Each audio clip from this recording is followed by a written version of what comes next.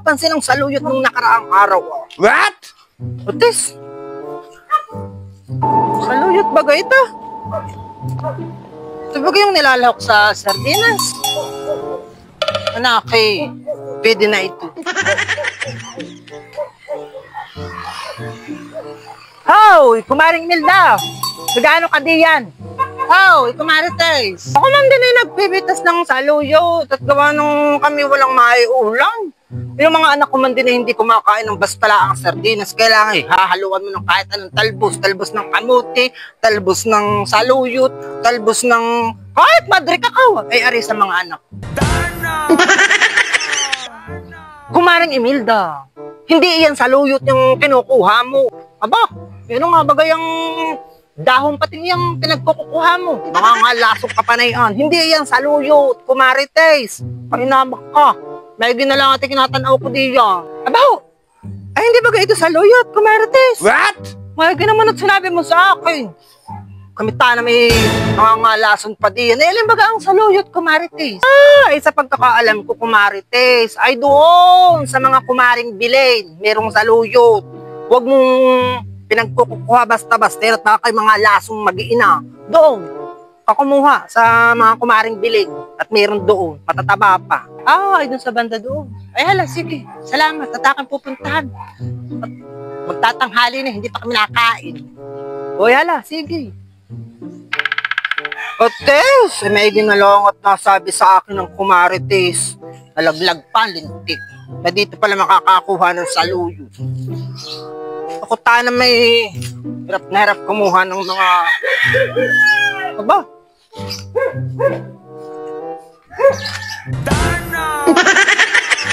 Kumarites. What? Pahingin sa luyutan eh. At ako lang ilalagay sa sardinos. Wala kaming kaulam-ulam.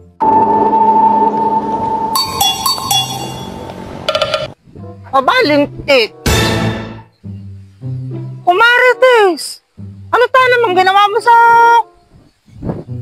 saluyot ko At alakay, ginabot mo na. Ginabot mo na yung dahon. Hindi mo man lang naman inayos. Iya? Eh di ba ako nagsabi naman sa iyo ngayon, Kumarites? Huwag ka nang magalit. Kata namin magkumari. Ay, kung sa bagay, kata nga pala yung magkumari. Kaya nga pala tayo hindi pwedeng magpagal. Iya. Ito namang saluyot na ito, tumubo lang din diyan sa iyong bakurang iyan. Ay, hindi lang kita nakita kanina nung pinungunguha ng saluyot. Masyado ka namang mataray.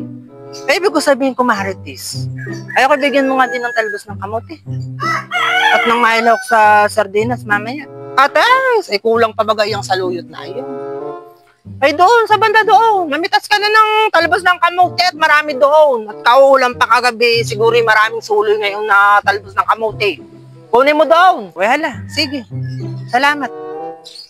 Kung ang hanap mo ay ligaya sa buhay.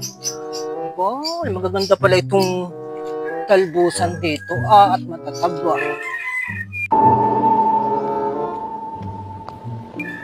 Magaganda pati yung dahon, eh. Iya. Masarap lang itong ilagay sa ginisang sardinas. Tapos lalagyan mo ng sili. Ates. Ay, igi na yun, Aba, hinog ng aking mga talong. Nahihinog bagang talong? Ba, nakahinog. Aba, lintik. Hoy, hoy. Aba, ay galing mo naman. Para kang pinagpala ng poong may kapalhan eh. Sino nasabi sa iyo, putihin mo yung aking kamuti diyan? Hindi mo ba alam na pinalalago ko yung mga talbos na yan? At ibibinta ko sa palengke? Aba, saan ka nagsabi? Aba, ay ba't ka nakagalit sa akin? Ay ako man din pinapunta dito ni Kumaring Marta. At ako din manguha ng talbos ng kamuti dito. Ito yung sa kanya. Ates, ay nanguha ng talbos ng kamote. Ay hindi naman nasakop ng lupa ko yun. Ano sinasabi mo? Yan, man din ang hirap sa inyo. Hindi man lang kayo marunong magtanong.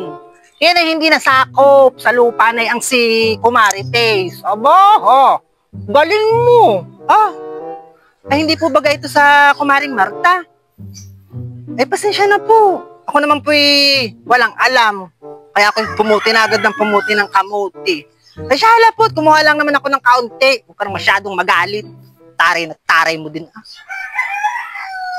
Check. Guys, eh, bakit kayo nagagalit na? Iya! Sorry.